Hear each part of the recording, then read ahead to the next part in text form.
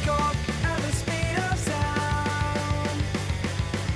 Bright lights, the colors all around. I'm running wild, living fast and free. Got no regrets inside of me. Not looking back, not giving up, not letting go. I'll keep on running. I'm gonna reach for the stars, although they look pretty far. I'm gonna find my own way and take a chance on today. The sky will start so bright, the colors feel so right. I've never felt like this, I'll keep on running. The sky will start so bright, the colors feel so right. Just take my hand, we're gonna reach for the stars tonight.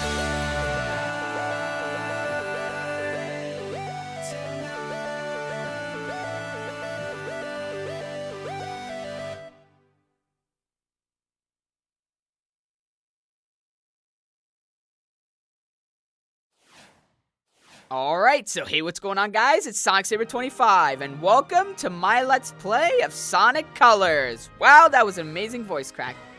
I am super pumped to play this game again after seeing that amazing intro. I mean, who wouldn't be pumped to play this game after seeing that intro? I'm gonna go ahead and get right into the game because, well, I really just don't want to dawdle any longer on the title screen. Now, I'm gonna turn off the navigator, A, because I'll be losing like 30% of my commentary if I don't tell you guys about the game and what you can do each and every single second, and B, I kind of find that the navigator just breaks the flow of the game every time you have to stop for a little help icon. It's just not that great for me. It's good if you're learning the game, but I already know this game like the back of my hand, so, you know, not exactly something I need. And these wisps are doing all sorts of twirlies. Let's go ahead and start. Now we start right into gameplay, actually. We don't have any kind of intro cutscene. Well, I guess the intro cutscene of just all the amazing sights in the game doesn't really count. We don't have something that gives us an exposition dump like most intro cutscenes do. Right off the bat, we can hold the control stick on the nunchuck forward to dash. You can hold down B to boost. You get boost by collecting those little white wisps in the capsules. You can press the A button to dump. What? To jump. You definitely don't dump by pressing the A button. You press the A button again in midair to double jump, and when you have a reticle on an enemy, you can press the A button in midair to do a homing attack. So, you can see here I'm doing a homing attack. If you don't have a reticle, you do the double jump. Now, holding down B actually attracts rings towards you. It was all the way there in that tutorial, all the way back there, that I just neglected to mention. Now, we're here in this 2D section, which is okay, I suppose. I mean, a lot of people didn't like the 2D. It's sort of a thing that became an issue later on after a lot of these games started having 2D sections. Personally, I don't mind it too much, but I don't know.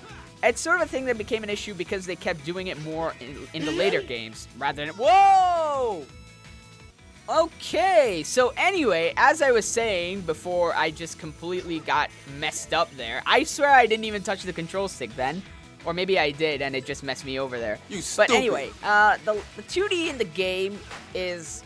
It's kind of a thing that became an issue because people dislike the amount of 2D in later Sonic games. And they're so... Oh, wow, I messed that up.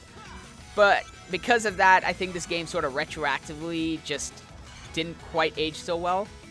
But that's fine. A game... You don't always have to like a game that's perfect. You can like games that have some... Well, they have some flaws. This game has a few flaws, but I don't really mind. I don't know. I just really like this game. It's associated with a lot of happy memories for me. Now, I'm here on the end result screen, and I'm breaking these numbers and letters in order to get an extra 1-up that's sometimes hidden. Well, it's always hidden. You just have to figure out which number it's hidden in. Or just break them all like I did. Now, we're here in Act 2 that starts in 2D. Again, 2D becoming a little bit of an issue. I can see why. Sonic Colors does spend a lot of its time in 2D.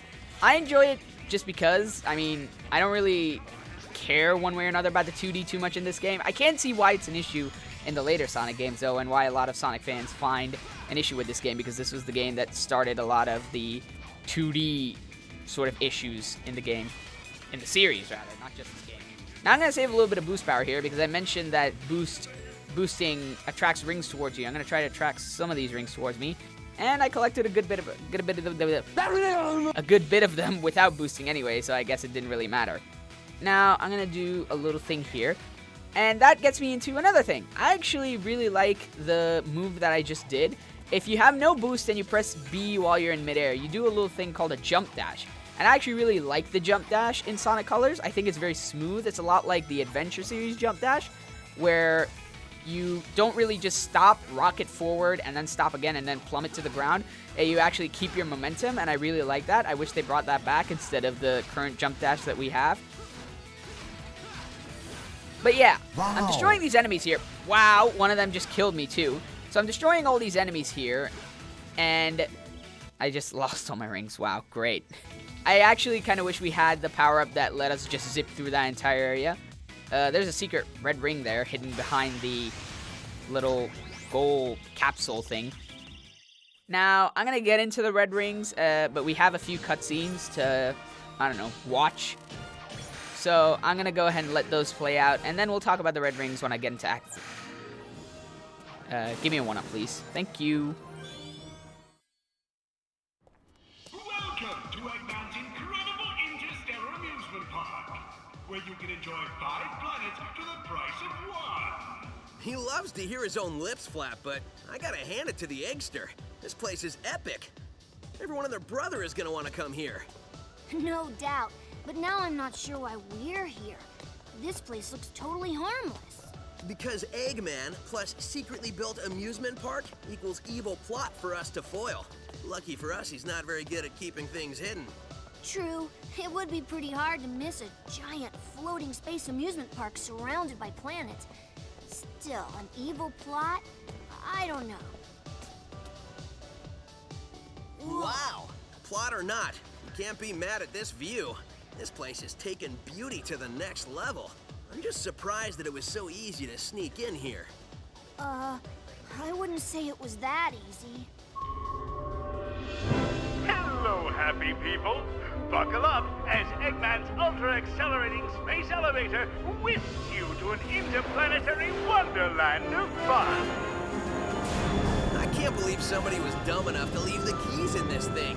It's like Eggman's begging us to sneak in and trash the place. Oh man, this thing's got crazy fast acceleration. You call this fast? This amusement park has been constructed entirely out of a sense of remorse for my past transgressions and is in no way associated with any sort of evil plot or premeditated misdeeds. Well, that's a relief.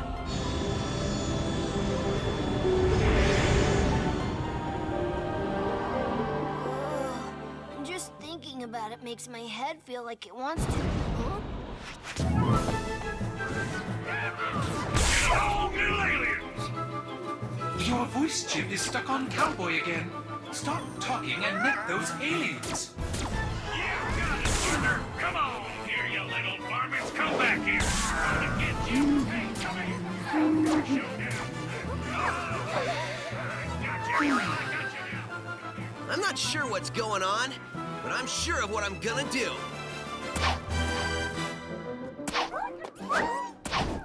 Huh? Hey, what's going on? Huh? Whoa!